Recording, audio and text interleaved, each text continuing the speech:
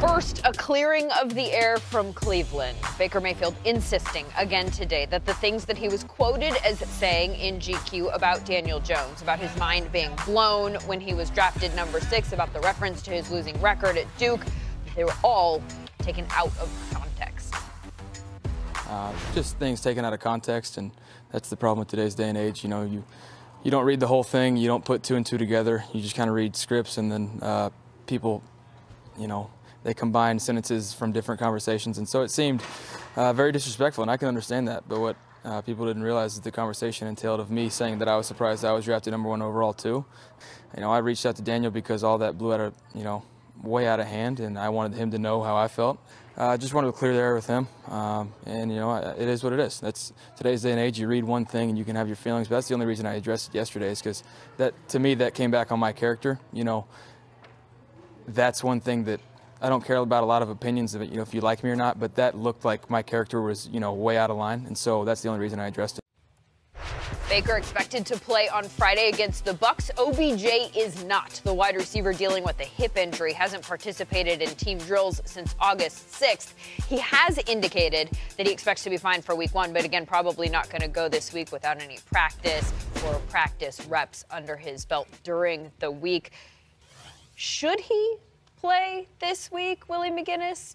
James Jones, is this a problem that he doesn't have these reps in the preseason? I think it is. You're coming in with a new quarterback, new OC, new offense, had to learn the whole system, and unlike any other receiver, OBJ moves around everywhere. So he's running routes in the slot, he's running routes on the outside. You have to get in the game to get these timing routes down. It's one thing running them in practice, but when you get in the game and OBJ maybe does a little stem at the top of a route, or maybe tries to give a little hezzy at the top of a route, that's something, that live speed, you're not going to be able to simulate that in practice. They need to get some of these time. Now, I remember when I was playing with Derek Carr, I played in 1 preseason game, he didn't play. He played in the 4 preseason game, I didn't play. So when we came into week 1, we were having these conversations on the football field that, look, at the top of this route, I might do this.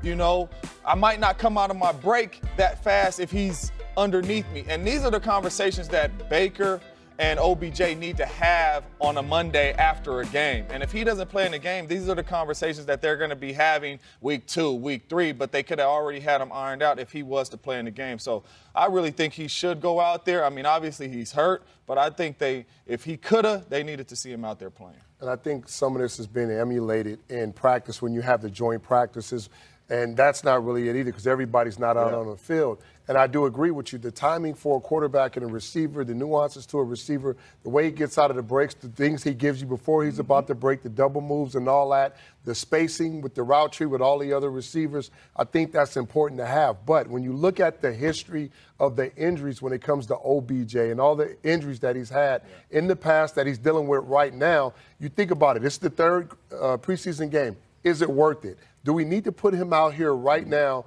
and lose him before we play in the 4th preseason game and it's not even regular season yet? How valuable would he be to us then? So I think you take a lot of things into consideration, and when you weigh everything in, it's probably a good idea not to, especially if he's hobbled. Because if he's hobbling and he's not 100%, now he's going to compensate, and something else is probably going to break down. So I get it. But you do want to see him out there. You want to see all the pieces playing together. So if he's not out there, then that'll be it for the preseason, because they're not going to play in week 4. And Freddie Kitchens has acknowledged that that is the plan, to sit his starters next week. Browns game this week is against the Bucs, who will also have a pretty high-profile wideout on the sideline, one who will be a year older. Mike Evans turning 26 today, being held out with a leg injury on Friday, according to Tom Pelissero. It's a minor quad or groin issue.